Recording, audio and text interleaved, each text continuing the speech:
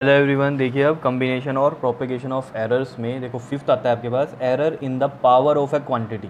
देखो power of a quantity, जैसे मान लो 2 की पावर दी हुई है आपको, ठीक है। तो z क्या हो जाएगा इसमें, 2 की पावर 3 कितना हो जाएगा, ये 8 हो जाएगा, समझ रहे हो, 2 टू द 4 टू द 8। और अब इसमें एरर भी आपको चेक करना है, ठीक है। तो इस तरीके से है मतलब, ठीक है। तो consider the nth power of a मान लो यहाँ पर 2 है और उसकी nth पावर कितनी है, 3 है मान लिया, ठीक है। तो z कितना हो जाएगा, a की पावर n यानी कि 2 की पावर 3, इस तरीके से, ठीक है। अब इसमें एरर कैसे निकलेगा, देखो जो एरर होगा इसमें वो भी रिलेटिव एरर ही होगा, डेल्टा जेड बाई जेड। इसमें क्या होगा, देखो ये जो n था पावर थी जो, वो मल्टीप्लाई हो जाएगी आगे ऐसे, और a का भी रिलेटिव एरर आ जाएगा यानी कि डेल्टा a बाई ए। कितनी बात समझ में आई है, इस तरीके से हम इसमें एरर को निकाल लेंगे, ठीक। अब इसका भी प्रूफ कर लेते हैं ये कैसे हो रहा है, देखो प्रूफ में चलते हैं हम इसके।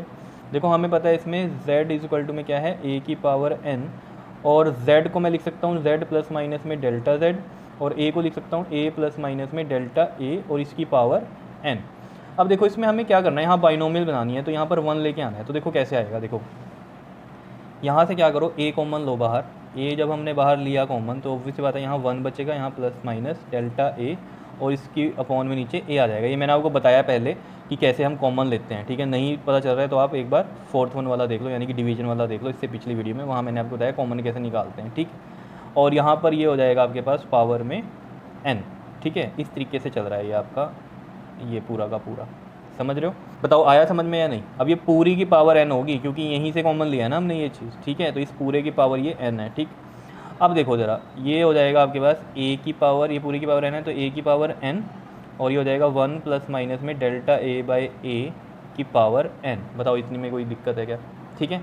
और इधर क्या चल रहा है, z प्लस माइनस में डेल्टा z, क्लियर है। अब देखो यहाँ पर ये जो टर्म है ये एक बाइनोमियल बन गई। देखो कैसे बताया था मैंने आपको पहले भी, ये 1 प्लस में x की पावर जो n होती है, इसको हम लिखते हैं 1 प्लस में nx, और ये कब होता है, जब x लेस देन 1 होता है, ठीक है ना। तो ये x लेस देन 1 ही है यहाँ पर, क्योंकि ये देखो रिलेटिव एरर है, ये लेस ही होता है, बहुत छोटा होता है, ठीक है।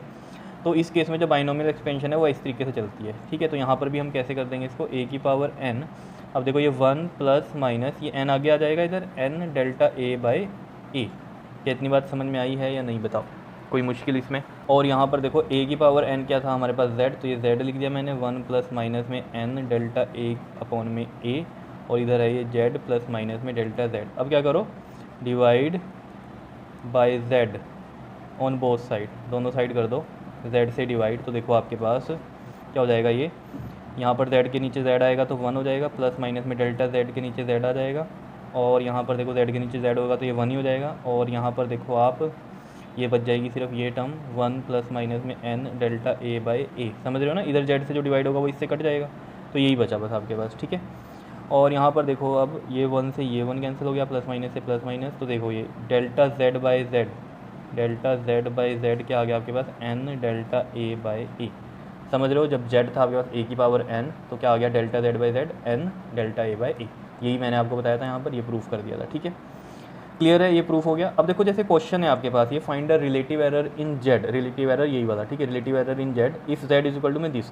अब देखो एक कहानी आपको बताता हूँ इसमें मैं, कि अगर z जो है आपके पास इस तरीके से हो जाए, मतलब कोई वैल्यू दी हुई है आपके पास पावर्स में, डिवाइड में भी है, और वो जैसे a की पावर n और b की पावर n इस तरीके से है, ठीक है। तो इसमें हम कैसे करेंगे, अब ठीक है z तो हम निकाल देंगे, a की पावर समथिंग है, b की पावर समथिंग है, निकल जाएगा ये, ठीक है। लेकिन इसमें रिलेटिव एरर कैसे निकलेगा, देखो देखो डेल्टा z बाई जेड, ये हमें पता है कैसे निकालते हैं, n मल्टीप्लाई होता है डेल्टा a बाई ए हो जाता है। और देखो डिवीजन में भी मैंने आपको पहले बताया कि एरर जो भी होगा इसमें वो एड अप ही होता है, तो इसका एरर क्या बनेगा, n delta b by b, और ये ऐड ही होगा क्योंकि डिवीजन में आपको बताया मैंने ऐड अप ही होते हैं एरर्स। क्लियर है इतनी बात, ठीक है। जैसे कि मल्टीप्लिकेशन डिवीजन में किया था, एरर समेशन क्या होते हैं, ये ऐड अप ही होते हैं, समझ रहे हो। तो यहाँ भी मल्टीप्लाई है चाहे डिवाइड है, सब क्या होंगे, ऐड अप हो जाएंगे, ठीक है। तो देखो जैसे इससे समझ में आ जाएगा आपको, इसमें रिलेटिव एरर निकालना, तो डेल्टा z बाई जेड हो जाएगा। अब देखो a की पावर 4 है तो 4 डेल्टा a बाई ए हो जाएगा। अब देखो मल्टीप्लाई है तो अब भी प्लस ही आएगा, तो पावर n 1/3 है तो 1/3, और b का आ जाएगा डेल्टा b बाई बी। अब चाहे डिवाइड है लेकिन ये प्लस में ही रहेगा आपके पास, डेल्टा c बाई सी, और ये d 3/2 है ना, तो ये 3/2 आगे आ जाएगा, रहेगा सब कुछ प्लस में ही, और डेल्टा डी बाई डी, इस तरीके से हम ये लिखेंगे, ठीक है। अब इसमें क्वेश्चन में हो सकता है आपको रिलेटिव एरर इन ए दिया होगा तो ये वैल्यू यहाँ रख देंगे, रिलेटिव एरर बी में दिया होगा तो वैल्यू यहाँ रख देंगे, सी का दिया होगा तो यहाँ रख देंगे, और रिलेटिव एरर डी का दिया होगा तो ये यहाँ रख देंगे, क्योंकि ये रिलेटिव एरर्स ही है ना, तो वैल्यूज़ अगर गिवन होंगी तो हम रख देंगे, ठीक है ना। और अगर उसने पूछा होता सिंपल कि एरर बताओ z में, दैट इज़ डेल्टा z में, तो हम कैसे बताते, तो वो z की वैल्यू देता आपको, z को हम इधर मल्टीप्लाई कर देते हैं, ठीक है।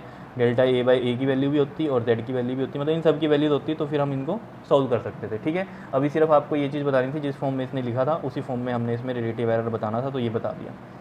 क्लियर है, बताओ आई समझ में कहानी। तो ये चीज़ इंपॉर्टेंट है, याद रखना इसमें भी कि चाहे मल्टीप्लाई हो चाहे डिवाइड हो, ठीक है, सारी चीज़ें क्या हो जाती हैं, ऐड अप ही होंगी। और समथिंग पावर n, तो हम कैसे करते हैं, ये हमने अभी किया है कि पावर ऑफ ए क्वांटिटी में एरर कैसे निकालते हैं, पावर आगे जाती है और उसका रिलेटिव एरर आ जाता है, ठीक है। क्लियर है, कर लोगे इसको भी, ठीक है। तो ये सिंपल सही था। तो ये आपके पास है propagation of errors. Clear, okay ji, thank you.